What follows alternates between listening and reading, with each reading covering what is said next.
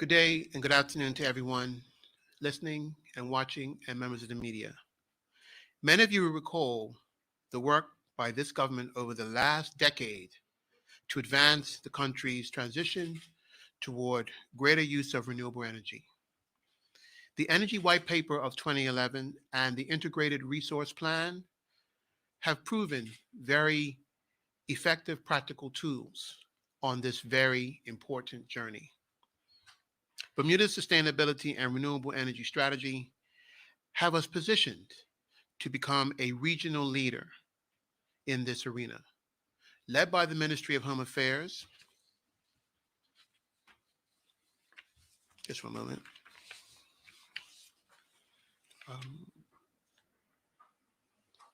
Led by the Ministry of Home Affairs, we are in a very great place to ensure that uh, that we will continue with this transition towards renewable energy. There are a number of things that we have done to make sure that Bermuda continues on this path. One being the Department of Planning has a very efficient and excellent process of which we have developed a very good relationship with the renewable energy sector. And we have also ensured that the process that we have in place does continue to evolve and becomes more practical and efficient. Now, I understand that the Department of Planning's processes may be somewhat seen as cumbersome by some.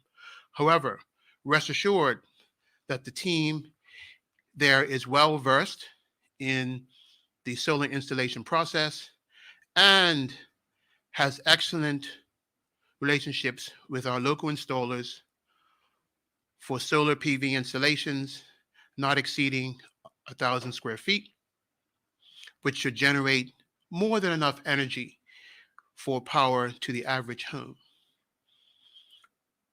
We have also advised that homeowners can use, and if they have a installation that is below the 1,000 square feet, they can apply for a permitted development permit process, which will complete that process in about a week.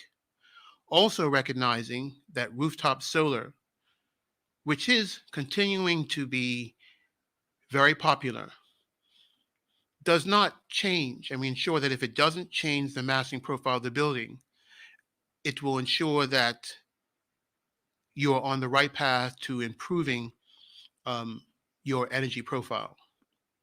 The only exceptions is the listed historical buildings, which are in St. George's under the World Heritage Site designation, and they still need to have a regular permit process because we must ensure the integrity of the character of our building heritage, particularly in the area of St. George's and island-wide, is properly preserved.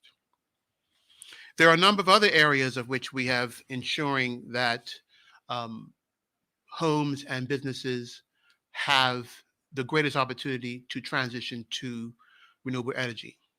We have a scheme where we provide a solar rebate program of up to $8,000. And if you have the appropriate ARV profile, any household can take advantage if they fit the appropriate ARV profile. We also have a program which is for businesses as well. And there's a CPC code which is available from the Department of Customs, of which a business can make certain applications to take advantage of that code to bring in renewable technology. We also have another program in relation to technologies that are associated with solar panels, because solar panels are actually quite efficient these days, and the cost of them continue to come down. We also ensure that solar panels and the associated associated technology with them is duty free. And there's other technologies such as heat pumps and other more efficient technologies that are associated with renewable energy have extremely lower duty rates. So there is quite a bit of opportunity for locals, businesses, as well as residents to actually take advantage of renewable energy in a very efficient and streamlined way. And we are very proud of the work that we've been able to do to expand the opportunities in renewable energies. During the past 10 years, a number of businesses have emerged within that sector who are taking advantage of these opportunities as the global market changes and as Bermuda changes. And we have made a firm commitment to ensure that renewable energy becomes our future. And we have a goal over the next um, nearly 20 years, certainly by 2035, is our expectation that more homes will take advantage of renewable energy, as well as more businesses, lowering the cost and also creating opportunities for new jobs. As many will remember, we recently announced two programs in relation to creating job opportunities. We had a program where we had a cohort for persons who had minimal skills um, in like construction as well as in other areas of skills, and we provide them with an opportunity for training in the renewable energy sector. We have another program that is emerging with the Construction Association and NCCER program, which will afford additional persons. So we're excited about the future of renewable energy and where it's going, and we look forward to announcing additional programs that will actually ensure that persons who perhaps cannot afford to make that investment will actually be able to make that investment in the near future. Thank you for the opportunity to be here, and I'm happy to answer any questions.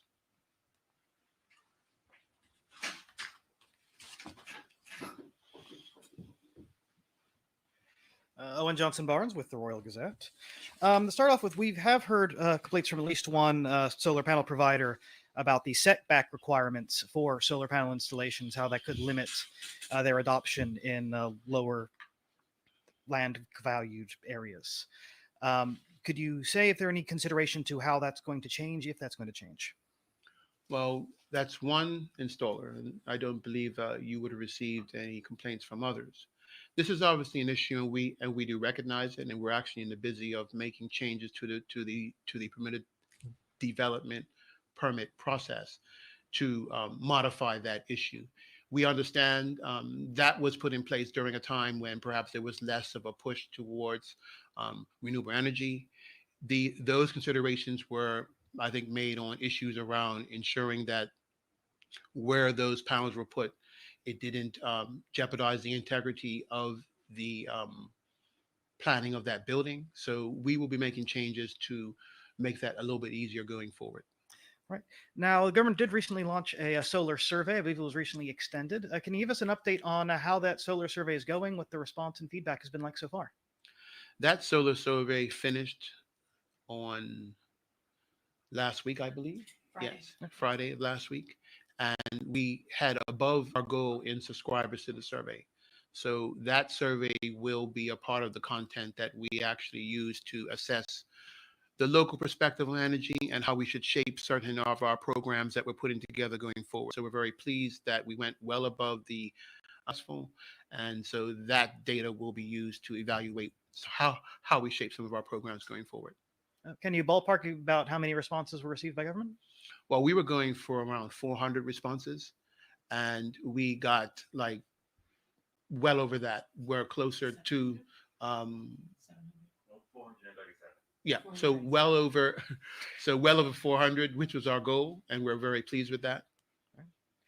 Now, one solar project that a lot of people have been talking about, of course, is the airport solar plan. Do we have any update as to when that might be plugged into the system and when we might be able to reap the values of that? I cannot give you an update right now myself. Perhaps the Director of Energy can give you an update on that.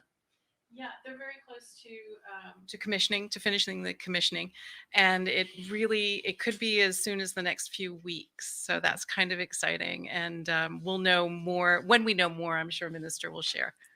Can you explain a little bit to the public about why this process has taken a little bit longer than possibly the public expected? Well, um, this was the first of its type of development in Bermuda. It was a solar plant, one, it was a utility scale solar plant. And so it was bringing new technology and a new innovative initiative to Bermuda. Um, it also was creating a new relationship with the utility, which has been the exclusive provider of energy basically for the past 100 years. And there's also some development issues which related to the actual developer themselves, not to do with anything to do with the government. So that may have had some delay, and there were some infrastructure issues I think that also had to be sorted out as well as it relates to the eastern end of the island and how that part and how that power was going to be procured for the benefit of the use by Belco. So those are some of the issues. I do believe over time those have been sorted out, and we look forward to seeing that power contributing to the overall power infrastructure of Bermuda, because that power is actually going to be used to supplement the peak load that often, like during the summer when air conditionings are going quite high, that Belco has to turn on other engines, its diesel engines, to actually supplement that power, and that costs more money.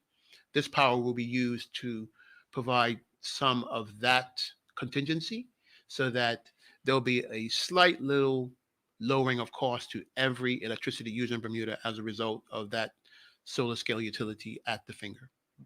And are there future solar utilities being considered by the government to continue to lower that cost? Actually, there are other projects that are being worked on with the regulator so that we can identify other sites around Bermuda that are suitable for utility scale renewable projects.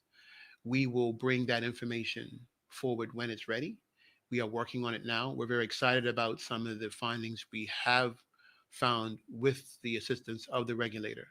And we know that once we can bring these to the public's attention, it will provide some great opportunities locally for renewable energy expansion. Thank you very much.